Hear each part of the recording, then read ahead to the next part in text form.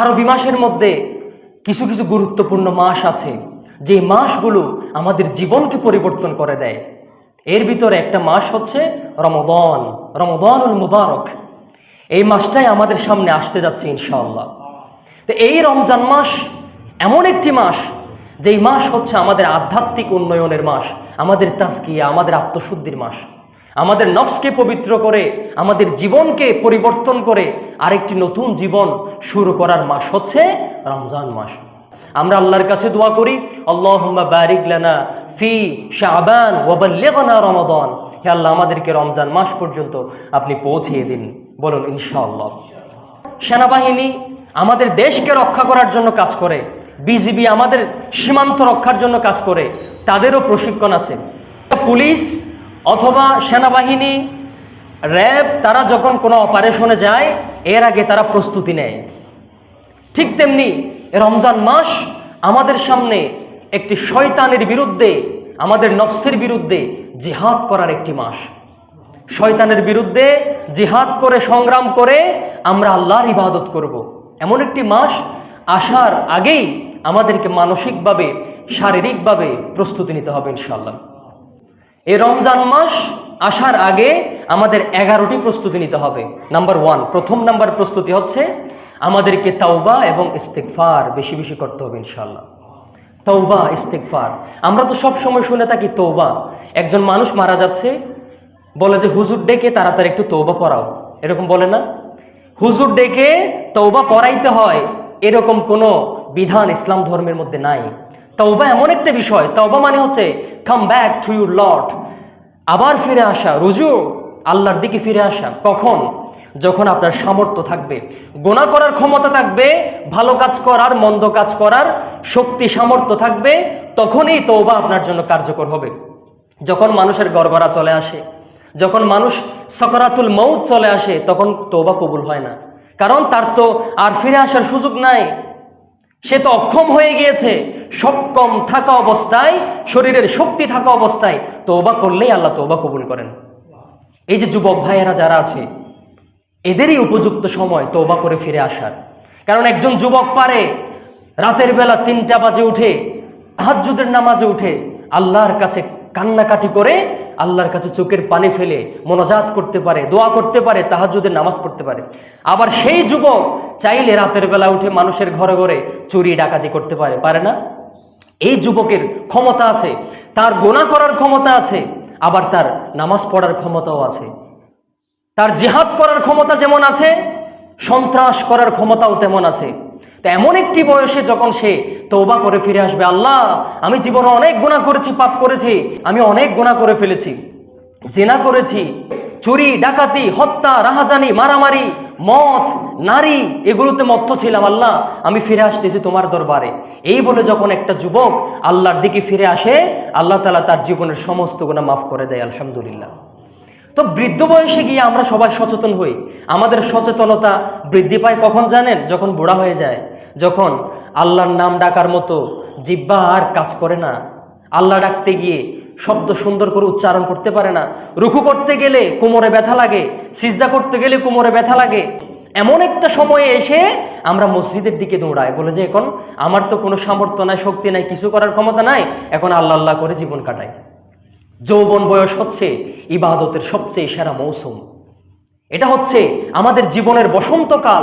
এই সময়টাকে কাজে লাগাতে হবে। এই যে তওবা এবং ইস্তিগফার, তওবা কিভাবে করতে হয়? আমরা অনেকে বলি যে তওবার আলাদা নামাজ আছে, তওবার আলাদা কোনো এক্সট্রা কোনো হুজুর ডেকে আমাদেরকে তওবা করতে হবে, আমরা এমন মনে করে থাকি। তাহলে তওবার নিয়মটা আজকে আমরা জানবো। তওবা মানে হচ্ছে আপনি যখন বুঝতে পারলেন যে আমি জীবনে অনেক গুনাহ করে ফেলেছি, আমি জীবনে অনেক অন্যায় করেছি, পরের হক নষ্ট করেছি, সুদ, ঘুষ, জেনা, ব্যভিচার, মদ, জুয়া, এগুলোতে অনেক লিপ্ত ছিলাম।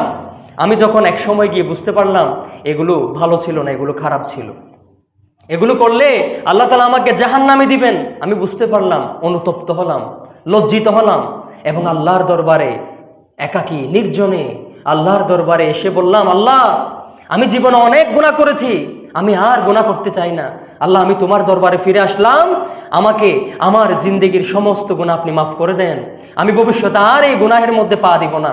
এটার নাম হচ্ছে তওবা। সুবহানাল্লাহ। তবে তওবার মধ্যে চোখের পানি থাকতে হবে, তওবার মধ্যে লজ্জিত হতে হবে, তওবার মধ্যে অনুতপ্ত হতে হবে এবং তওবার মধ্যে কমিটমেন্ট থাকতে হবে, ভবিষ্যতে আমি আর এই গুনাহ দ্বিতীয়বার করব না। এজন্য পবিত্র হয়ে পবিত্র একটা নিয়ত নিয়ে আপনি যখন আল্লাহর দরবারে কান্নাকাটি করে গুনাহ ছেড়ে দিবেন, গুনাহ ছেড়ে দিয়ে আপনি আল্লাহর দরবারে ফিরে আসলেন, এটাই হচ্ছে তওবা। ফিরে আসা, গুনাহের পথ থেকে ভালো পথে ফিরে আসার নাম তওবা। তাহলে আপনার তওবা কবুল হবে এটা বুঝতে পারবেন কখন?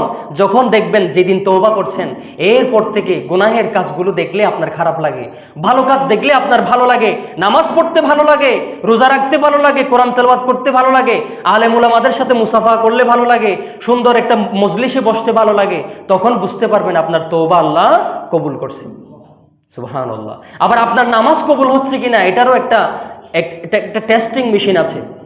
আপনার নামাজ কবুল হচ্ছে কিনা এটারও একটা মাপার যন্ত্র আছে, সেটা হচ্ছে আল্লাহ তাআলা কোরআনে বলেছেন, ইন্নাস সালাতা তানহা আনিল ফাহশাই ওয়াল মুনকার। আমাদের নামাজ আমাদেরকে যাবতীয় অশ্লীল খারাপ কাজ থেকে বিরত রাখে। কিন্তু আমরা নামাজও পড়ি আবার মানুষকে কষ্ট দিই, নামাজও পড়ি মিথ্যা কথাও বলি, নামাজও করি পরের আইল ঠেলি, সীমা ঠেলি, নামাজও পড়ি আবার পরের হক নষ্ট করি, নামাজও পড়ি সুদী লেনদেনও লিপ্ত থাকি, নামাজও পড়ি ঘুষেও লিপ্ত থাকি, নামাজও পড়ি আবার বামপন্থীদের সাথে আমরা একাত্মতা পোষণ করি। তাহলে আমাদের নামাজ কবুল হচ্ছে কিনা বলেন তো? না, আমাদের নামাজ কবুল হচ্ছে না। আমার নামাজ যদি আমাকে গীবত থেকে বাঁচাতে না পারে, আমার নামাজ যদি আমাকে চুগলখুরি থেকে বাঁচাতে না পারে, আমার নামাজ যদি আমাকে জেনা বেবিচার মিথ্যা কথা বলা পরের হক নষ্ট করা এগুলো থেকে বাঁচাতে না পারে, বুঝতে হবে আপনার নামাজ আমার নামাজ কবুল হচ্ছে না। তাহলে রমজান মাসের প্রথম প্রস্তুতি হচ্ছে আমাদেরকে বেশি বেশি তওবা করতে হবে, ইস্তিগফার, বেশি বেশি আস্তাগফিরুল্লাহ আস্তাগফিরুল্লাহ পড়বেন। রাসূল করিম সাল্লাল্লাহু আলাইহি ওয়াসাল্লাম ডেইলি 70 বার, কোন কোন বর্ণনায় 100 বার তওবা করতেন ডেইলি। আচ্ছা বলেন তো, রাসূল সাল্লাল্লাহু আলাইহি ওয়াসাল্লামের কি কোনো গুনাহ আছে? আমাদের প্রিয় নবী মুহাম্মদ রাসূলুল্লাহ সাল্লাল্লাহু আলাইহি ওয়াসাল্লাম জীবনে কখনো গুনাহে লিপ্ত হন নাই, সম্ভাবনাই নাই, কারণ প্রত্যেক নবী রাসূল নিষ্পাপ। যে রাসূল সাল্লাল্লাহু আলাইহি ওয়াসাল্লাম নিষ্পাপ ছিলেন তবুও ডেইলি 100 বার 70 বার তওবা করতেন। কিন্তু আমরা ডেইলি একবারও তো তওবা করার সুযোগ পাই না। আমরা কর্মব্যস্ত, আমরা ব্যবসা বাণিজ্য, চাকরি, পড়াশোনা, আমাদের কাজকর্ম এগুলো নিয়ে ব্যস্ত থাকতে থাকতে আমরা আল্লাহর কাছে যে চোখের পানি ফেলে তওবা করতে হয় এটাও ভুলে গেছি। রাসূল যদি 70 বার তওবা করেন, আমাদের তো 70,000 বার তওবা করা উচিত, কারণ আমরা তো ডেইলি প্রত্যেকটি সেকেন্ডেই আমরা গুনাহের মধ্যে লিপ্ত। এজন্য রমজান মাস আসার আগে আসুন আমরা আগের যত সমস্ত গুনাহ করেছি এগুলো তওবা করে পরিষ্কার করে ফেলি। এই যে শীতকালে দেখবেন গাছের পাতা ঝরে যায়, নতুন পাতা গজায়, দোকানের মধ্যে একটা হালকাতা থাকে, হালকাতা মানে আগের বাকিগুলো আপনি যখন সবগুলো দিয়ে দিবেন নতুন করে বাকি করতে পারবেন। ঠিক তেমনি আমার জীবনে যত গুনাহ হয়েছে আমি যদি সব গুনাহগুলোকে তওবা ইস্তিগফার করে ঝেড়ে ফেলি, আল্লাহ তাআলা আমার জীবনকে সওয়াব দিয়ে ভরপুর করে দিবেন ইনশাআল্লাহ। আসুন আমরা বেশি বেশি আল্লাহর কাছে তওবা করি। ইস্তিগফারের অনেক বাক্য আছে, আস্তাগফিরুল্লাহ আস্তাগফিরুল্লাহ পড়তে পারেন, আস্তাগফিরুল্লাহাল্লাযী লা ইলাহা ইল্লা হুয়াল হাইয়ুল কাইয়্যুম ওয়া আতুবু ইলাইহি। রাসূল সাল্লাল্লাহু আলাইহি ওয়াসাল্লাম আমাদেরকে অনেক দোয়া শিক্ষা দিয়েছেন যে ইস্তিগফার কিভাবে করতে হয়। তবে সবচেয়ে ছোট ইস্তিগফার হচ্ছে আপনি বেশি বেশি পড়বেন আস্তাগফিরুল্লাহ আস্তাগফিরুল্লাহ। হাঁটতেছেন আস্তাগফিরুল্লাহ, তারপরে দোকানে বসছেন তখন আস্তাগফিরুল্লাহ পড়বেন, কোন একটা গুনাহ হয়ে গেছে সাথে সাথে আস্তাগফিরুল্লাহ পড়বেন। আমরা অনেকেই আস্তাগফিরুল্লাহকে পড়ি কিভাবে জানেন? আস্তাগফিরুল্লাহ। কিরকম পড়ি? আস্তাগফিরুল্লাহ পড়ি, এটা ভুল। আস্তাগফিরুল্লাহ যখন বলবেন অর্থ চেঞ্জ হয়ে যাবে। অর্থ কিরকম হয়ে যাবে? আমি আল্লাহর সাথে কুফরি করলাম, নাউজুবিল্লাহ, আমি আল্লাহকে অস্বীকার করলাম, এমন একটি অর্থ হয়ে যাবে, শুধুমাত্র উচ্চারণের বেশ কমের কারণে। আপনি উচ্চারণ করবেন কিভাবে? আস্তাউ গয়ন, এটা হচ্ছে গয়ন। আরেকটা আমরা যেভাবে উচ্চারণ করি আস্তাগফিরুল্লাহ সেটা হচ্ছে কাফ, কিন্তু সঠিক উচ্চারণ হচ্ছে আস্তাগফিরুল্লাহ, গয়ন দিয়ে উচ্চারণ করবেন। তাহলে গেল 1 নম্বর পয়েন্ট। দ্বিতীয় নাম্বার, রমজান মাসের প্রস্তুতি হিসাবে আমরা বেশি বেশি রমজানের ফজিলত, রোজার ফজিলত, ইফতারের ফজিলত যেগুলো আছে সেগুলো বেশি বেশি আলোচনা করতে হবে। রমজানের আগেই যখন আমরা রোজার ফজিলত, ইফতার করাইলে কি সওয়াব আছে, সাহরির কি সওয়াব আছে, রমজান মাসে আমরা তারাবির নামাজ পড়ি, তারাবির কি ফজিলত, তাহাজ্জুদের নামাজের কি ফজিলত, এগুলো যখন আমরা বর্ণনা করব আমাদের ভিতর একটা ইবাদতের স্পৃহা জেগে উঠবে আলহামদুলিল্লাহ। এজন্য বেশি বেশি রমজানের রোজার ফজিলত, ইফতারের ফজিলত, সাহারির ফজিলত, তারাবির ফজিলত, এগুলো এই মাসে বেশি বেশি পড়াশোনা করতে হবে এবং আলোচনা বেশি বেশি শুনতে হবে ইনশাল্লাহ। রমজান মাসের প্রস্তুতির জন্য আমরা তৃতীয় নম্বরে যে কাজটা করবো সেটা হচ্ছে একটা প্রতিজ্ঞা করতে হবে, শপথ নিতে হবে, গুনাহ ক্ষমা করে নেয়ার, আল্লাহর কাছ থেকে আমরা গুনাহ ক্ষমা করে নিব এই প্রতিজ্ঞা করতে হবে, শপথ নিতে হবে। একদিন জিবরিল আলাইহিস সালাম আসলেন।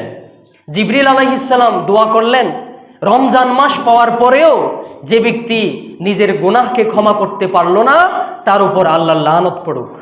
তখন রাসূল সাল্লাল্লাহু আলাইহি ওয়াসাল্লাম বললেন, আমিন।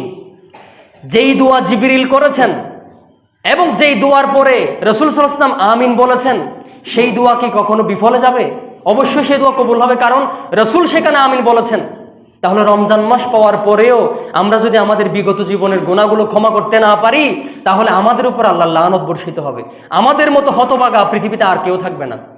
এজন্য এই মাসের মধ্যে একটা শপথ নিতে হবে যে আগামী মাস রমজান মাস এটা আসতে যাচ্ছে, এই মাসের মধ্যে আমি এমনভাবে আল্লাহর ইবাদত করব, এমনভাবে আল্লাহর গোলামি করব, এমনভাবে আমল করব যেন আল্লাহ তাআলা আমাদের উপর খুশি হয়ে যান এবং আমাদের জীবনের সমস্ত গুনাহ মাফ করে দেন ইনশাআল্লাহ। আমরা সবাই বলি ইনশাআল্লাহ। চতুর্থ নম্বর প্রস্তুতি হচ্ছে আগের যেই রোজাগুলো আমাদের কাজা ছিল সেই রোজাগুলো এই মাসের মধ্যে রেখে দিতে হবে ইনশাআল্লাহ। বিশেষ করে আমাদের মা বোনরা অনেক সময় পিরিয়ডের কারণে, তাদের মাসিকের কারণে অনেক রোজা গ্যাপ যায়। মা আয়েশা রাদিয়াল্লাহু তাআলা আনহা আগের যে কাজা রোজা ছিল তিনি শাবান মাসে রেখে দিতেন সেগুলা, কারণ স্বামীর হক এটা বুঝতেন আয়েশা রাদিয়াল্লাহু তাআলা আনহা। বর্তমানে আমাদের মা বোনদের ভিতরে স্বামীর হক বিষয়টা সেভাবে তাদের মাথায় আসে না, যে স্বামীর যে কিছু হক আছে, স্বামীর হকের ব্যাপারে সচেতন থাকতে হবে। এই বিষয়গুলো আমাদের মা বোনেরা এখন বুঝে না। এখন বুঝে আমার স্বাধীনতা আছে, আমি যা ইচ্ছা তা করব, এরকম বলে না। আমাদের অনেক মা বোনেরা বলে না, আমার স্বাধীনতা, আমি যা ইচ্ছা তা করব, এমন বলে। কারণ স্বামী যদি খুশি থাকে আল্লাহ খুশি হয়। এই বিষয়ে এই ওয়াজগুলো বেশি বেশি আমাদের মা বোনদেরকে করতে হবে ইনশাল্লাহ। আবার আমাদেরও কিছু ওয়াজ আছে, আমরাও স্ত্রীদের হকগুলো যথাযথ আদায় করি না, এজন্যই তো আমাদেরকে তারা রেসপেক্ট করে না, সম্মান করে না, কেয়ার করে না। আমাদেরও কিছু হক আছে তাদের প্রতি, তাদের হকগুলো যথাযথভাবে বুঝিয়ে দিতে হবে ইনশাল্লাহ। তাহলে কি বলছিলাম যে উম্মুল মুমিনিন আয়েশা রাদিয়াল্লাহু তাআলা আনহা এই শাবান মাসে তার কাজা রোজাগুলো আদায় করে দিতেন। কেন? রাসূল সাল্লাল্লাহু আলাইহি ওয়াসাল্লাম ওই শাবান মাসে বেশি বেশি রোজা রাখতেন, তারা রাসূলও রোজা রাখতেন, মা আয়েশাও রোজা রাখতেন। তাহলে এতে আর কোনো অসুবিধা নাই, স্বামীর হকের ব্যাপারে আর তেমন ভয়ে থাকতে হবে না। এই জন্য শাবান মাসে আমাদের বিগত যে কাজা রোজাগুলো ছিল সেগুলো এই মাসে আদায় করে দিতে হবে ইনশাআল্লাহ। পঞ্চম নাম্বারের প্রস্তুতি হচ্ছে আমরা শিরিক এবং হিংসা বিদ্বেষ থেকে বেঁচে থাকবো ইনশাআল্লাহ। কারণ এই যে শাবান মাসে একটা আমরা যেটাকে বলি শবে বরাত, শবে বরাত আসতেছে না, নিসফে শাবান, এটা হাদিসের ভাষায় আমরা বলতে পারি নিসফে শাবান। নিসফ মানে হচ্ছে হাফ, হাফ মানে হচ্ছে অর্ধেক। শাবান মাসের মধ্যখানে একদম 14 তারিখ দিবাগত রাতের মধ্যে যে রাতটা আছে সেই রাতকে আমরা বলি শবে বরাত, কিন্তু এটাকে হাদিসে বলা হয়েছে নিসফে শাবান। এই রাতের মধ্যে আল্লাহ তাআলা দুনিয়ার জমিনের সবাইকে সাধারণ ক্ষমা ঘোষণা করে দেন, সবাইকে মাফ করে দেন আলহামদুলিল্লাহ। তবে অ্যাকসেপ্ট দুই শ্রেণীর মানুষকে আল্লাহ সেদিন মাফ করেন না। এক নাম্বার হচ্ছে যাদের ভিতরে হিংসা আছে। বর্তমানে হিংসা নাই এমন একটা মানুষ দেখান তো আপনি। হিংসা বিদ্বেষ সবার ভিতরে আছে, কি আলেম বলেন, সাধারণ মানুষ বলেন, সবার ভিতরে কম বেশি হিংসা বিদ্বেষ আছে না? এটা মানুষের একটা স্বভাব। বিশেষ করে বর্তমানে হিংসা বিদ্বেষ রেষারেষি চলতেছে রাজনীতিবিদদের মাঝে। এক দলের নেতা বলে যে অমুক মুনাফিক, অমুক এমন, অমুক তেমন, ওই দলের নেতাও কম না, ও বলে যে ও এমন করে তেমন করে। তার মানে রাজনৈতিক প্রতিহিংসার কারণে আমাদের দেশটা আজকে অস্থিতিশীল হয়ে গিয়েছে। কখনো আমাদের উচিত নয় যে এক দল আরেক দলকে খারাপ ভাষায় কথা বলা, খুঁচা দেয়া বা আরেক নেতার সমালোচনা করা, এগুলো আমাদের জন্য কখনো উচিত নয়। কারণ এর মাধ্যমে কোনো উপকার হয় না, বরং আমরা একে অপরের প্রতি প্রতিহিংসাবশত হয়ে আমরা মারামারি, হানাহানি, দাঙ্গা হাঙ্গামা, দেশের মধ্যে একটা অস্থিতিশীল পরিবেশ সৃষ্টি হয়। বর্তমান একজন আলেম মঞ্চে উঠেছে আলোচনা করার জন্য, তাফসির করার জন্য। সে যদি আরেকজন আলেমের নাম ধরে ধরে যদি সমালোচনা করে, তারপরে তাকে নিয়ে ট্রল করে, তাকে নিয়ে বাজে মন্তব্য করে, তাহলে সে কিভাবে আলেম হয়? আলেমদের উচিত এমনভাবে সমালোচনা করা যাতে কেউ কষ্ট না পায়। আলেমরা ঠিক জায়গা মতো মলম দিবে, ঠিক আছে, কিন্তু কখনো যাতে কোনো ব্যক্তিকে আক্রমণ করে কোনো কথা না বলি, সেটা আলেমদের সবচেয়ে বেশি সজাগ থাকতে হবে ইনশাল্লাহ। এই যে হিংসা, আমরা একজনের উন্নতি আরেকজনের সহ্য করতে পারি না। ধরেন আমার এলাকায় একজন মানুষ উন্নতি করছে, আমি তার উন্নতি সহ্য করতে পারি না। একজনে খুব কষ্ট করে বিদেশ থেকে টাকা পয়সা ইনকাম করে বিল্ডিং বাঁধছে, 5 তলা 2 তলা 3 তলা 1 তলা, আর একজনের সেটা সহ্য হয় না, বলে যে এই বিল্ডিং বেঁধে ফেলছে, এটা হয়তো কালো টাকা, এটা হয়তো ইয়াবা ব্যবসা করছে, এমন বলে না অনেকে। আরেকজনের সরকারি চাকরি পাইছে, তার প্রতি হিংসা বিদ্বেষ। আবার একটা গরিবের ছেলে ভালো একটা পজিশনে গেছে, ওই যে পাশের বাড়ির আরেকজন আব্দুল করিম আব্দুর রহিম, তার সহ্য হয় না, বলে যে আমি কোটিপতি লাখপতি, আমার ছেলে কিছু করতে পারে না, আমার পাশের বাসার গরিবের ছেলে সে কিভাবে এত বড় পজিশনে যায়। হিংসা বিদ্বেষ আছে না নাই? এই হিংসার কারণে একে অপরকে সহ্য করতে পারে না। এই হিংসা বিদ্বেষ যাদের ভিতরে আছে, রাসূল সাল্লাল্লাহু আলাইহি ওয়াসাল্লাম বলেছেন ইল্লা লিমুশরিকিন আও মুশাহিন, এই যে সবে বরাতে অর্থাৎ নিসফে শাবানে সবাইকে মাফ করে দিবেন আল্লাহ তাআলা, কিন্তু যাদের ভিতরে হিংসা আছে তাদেরকে মাফ নাই। দ্বিতীয় নাম্বার, যাদের ভিতরে শিরিক আছে, যারা মুশরিক।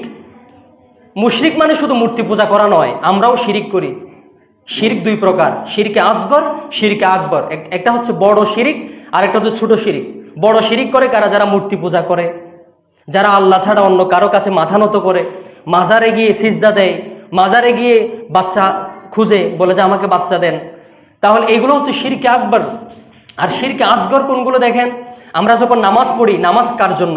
আল্লাহকে দেখানোর জন্য।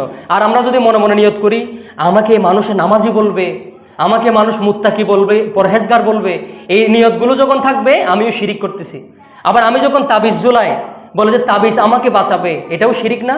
রাসূল সাল্লাল্লাহু আলাইহি ওয়াসাল্লাম বলেছেন মান আল্লাকা তামিমাতান ফাকাদ আশরাকা, যে ব্যক্তি তাবিজ ঝুলালো সে শিরিক করলো, কারণ সে আল্লাহর প্রতি বিশ্বাস না করে তাবিজের উপরে পুরোপুরি আস্থা বিশ্বাস নিয়ে আসছে, সেও শিরিক করতেছে। আবার অনেকে আংটি পরে, বলে যে এই আংটি আমাকে বিপদ থেকে বাঁচাবে, সেও শিরিক করতেছে। এভাবে আমরা বলি যে আমার ছেলে যদি বিদেশ থেকে টাকা না পাঠাইতো আমি মরে যেতাম, এই যে তুমি যদি আমাকে টাকা না দিতে আমি আজকে মরে যেতাম, এমন কিছু বলে না মানুষ? এগুলো সবগুলো শিরিক। বলতে হবে তোমার টাকাগুলো ওসিলা ছিল, ওসিলা, কিন্তু বাঁচানোর মালিক কে? আল্লাহ। না হলে আমাদের এই কাজগুলো শিরিক হয়ে যাবে। তারপরে এই 2টা জিনিস থেকে বেঁচে থাকতে হবে, শিরিক এবং হিংসা। এই 2টা জিনিস থেকে বাঁচতে পারলেই আল্লাহ তাআলা আমাদের সবাইকে মাফ করে দিবেন ইনশাআল্লাহ। তারপরে 6 নম্বরে আমাদেরকে প্রস্তুতি নিতে হবে বিগত বছরে কেন ইবাদত করতে পারলাম না। আমরা গত বছর রমজানে অনেক প্রস্তুতি নিয়েছিলাম, আমরা কোরআন তেলাওয়াত করব, বেশি বেশি নামাজ পড়ব, বেশি বেশি জিকির করব, মানুষের কল্যাণে কাজ করব, দান সৎকা করব, অনেক প্রিপারেশন পরিকল্পনা প্ল্যান নিয়েছিলাম, কিন্তু পরিকল্পনা অনুযায়ী তেমন আমরা কাজ করতে পারি নাই, তেমন ইবাদত হয় নাই। আফসোস করি আমরা, একদিন চলে যায়, 2 দিন চলে যায়, রমজানের একেবারে শেষ পর্যায়ে এসে আমরা আফসোস করি হাই এই রমজানও তো আমার হেলায় খেলায় কেটে গেল। কিন্তু এই রমজানে আমাকে আগে লিখে নিতে হবে যে গত রমজানে আমি পরিকল্পনা মাফিক কাজ করতে পারি নাই, লিখে নিতে হবে এবং সেই সমস্যাগুলো চিহ্নিত করে সেই অনুযায়ী আবার পরিকল্পনা নিতে হবে ইনশাল্লাহ। আপনাদের কাছে প্রথম প্রশ্ন হচ্ছে, রমজানের রোজা কত হিজরিতে ফরজ হয়েছে বলেন তো? এই যে আমরা অনেকে জানি না, কারণ আমরা মুখস্থ রাখার চেষ্টা করি না। আজকে এই জুমাতেই আমাদেরকে এই বিষয়টা মুখস্থ করতে হবে। সবাই খুব মনোযোগ সহকারে শুনুন। রমজানের রোজা ফরজ হয়েছে 2য় হিজরিতে। কত হিজরিতে? 2য় মানে 2য় নাম্বার হিজরি বলতে রাসূল সাল্লাল্লাহু আলাইহি ওয়াসাল্লাম মক্কা থেকে মদিনায় যাওয়ার 2য় বছরে আল্লাহ তাআলা রাসূলের উপরে, মুসলিম উম্মার উপরে রমজানের রোজা ফরজ করেছেন 2য় হিজরিতে। তাহলে রাসূল সাল্লাল্লাহু আলাইহি ওয়াসাল্লাম ইন্তেকাল করেছেন কত হিজরিতে বলেন তো? আমাদের রাসূল মুহাম্মদ সাল্লাল্লাহু আলাইহি ওয়াসাল্লাম ইন্তেকাল করেছেন কত হিজরিতে? 10ম হিজরিতে। 10ম হিজরিতে, তার মানে রোজা ফরজ হয়েছে 2য় হিজরিতে, রাসূল সাল্লাল্লাহু আলাইহি ওয়াসাল্লাম ইন্তেকাল করেছেন 10ম হিজরিতে। তার মানে রাসূল জীবনে কয়টি রমজান পেয়েছিলেন বলেন তো? 8টি। কয়টি? 8টি রমজান পেয়েছিলেন মাত্র। কিন্তু আমাদের জীবনে আমরা কয়টি রমজান পেয়েছি বলেন তো? এই যে আমাদের হায়াত যাদের 70 বছর তারা 70টি রমজান পেয়েছি, আর যাদের হায়াত 20 বছর তারা 20টি রমজান পেয়েছি। এত রমজান পাওয়ার পরেও আমরা এখনো আমাদের গুনাহ ক্ষমা করতে পারছি কিনা বা সঠিকভাবে ইবাদত করতে পারছি কিনা আমাদের জানা নাই।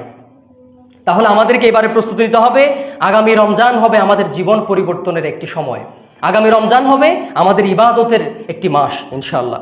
তারপর 7 নম্বরে প্রস্তুতি হচ্ছে রমজান বিষয়ের যত সমস্ত মাসালা মাসাইল আছে এগুলো জেনে নিতে হবে। রমজানের মাসালা কীরকম? রমজানের রোজাভঙ্গের কারণ কয়টি? আমরা উজুভঙ্গের কারণ কয়টি বলো তো? ছোটো বাচ্চারা তোমরা বলো তো, উজুভঙ্গের কারণ কয়টি? 7টি। উজুভঙ্গের কারণ সবাই জানে না? আচ্ছা, রোজা ভঙ্গের কারণ কয়টি কেউ কি জানে? জানে না, কারণ এই বিষয়ে আলোচনা হয় না, এই বিষয়ে শেখানো হয় না। রোজা ভঙ্গের কারণগুলো জানতে হবে, রোজা কী কারণে মাকরুহ হয় জানতে হবে, তারাবির নামাজের মাসালা আছে, তারপরে আমরা যে ইফতার করি ইফতারের মাসালা আছে, সাহারির মাসালা আছে, এই বিষয়গুলো জেনে নিতে হবে ইনশাল্লাহ। তারপর 8 নম্বরে ওয়ার্ম আপ করতে হবে। ওয়ার্ম আপ বলতে যারা এক্সারসাইজ করে, ব্যায়াম করে, জিমে যায়, তারাও জিম করার আগে, এক্সারসাইজ করার আগে আগে ওয়ার্ম আপ করে নিজের শরীরটাকে একটু গরম করে নেয়। ঠিক তেমনি আমরা 1 মাস রোজা রাখবো, রোজার আগে এই মাসেও কিছু আমাদেরকে প্রস্তুতি নিতে হবে, রোজা রাখতে হবে বেশি বেশি। বেশি বেশি রোজা রাখলে আগামী মাসে আমরা রোজা রাখাটা আমাদের জন্য সহজ হবে ইনশাল্লাহ। তারপর 9 নম্বরে আমরা যে বিষয়টা করব, স্কেজিউল, একটা আমরা শিডিউল করব। স্কেজিউল করব কিভাবে, কয়টায় আমরা কি করব, সকালে কি করব। এখন আমাদের একটা কমন সমস্যা আছে কি জানেন? রমজান মাসে সাহারিতে আমরা এত খাওয়া খাই, বেশি করে খেয়ে ফজরের নামাজ পড়ে আমরা এমন ঘুম মারি, একদম 10টা 11টা 12টায় উঠি আমরা।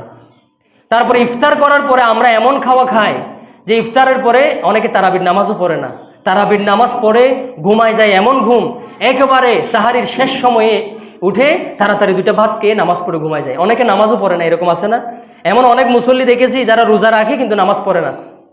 কিন্তু আমাদেরকে কিছু শিডিউল করতে হবে, কখন কি করব, ফজরের পরে কি করব, জোহরে কি করব। জোহরে আমরা ঘুমাইতে পারি, জোহরের টাইম হচ্ছে ঘুমানোর একটা উপযুক্ত সময়।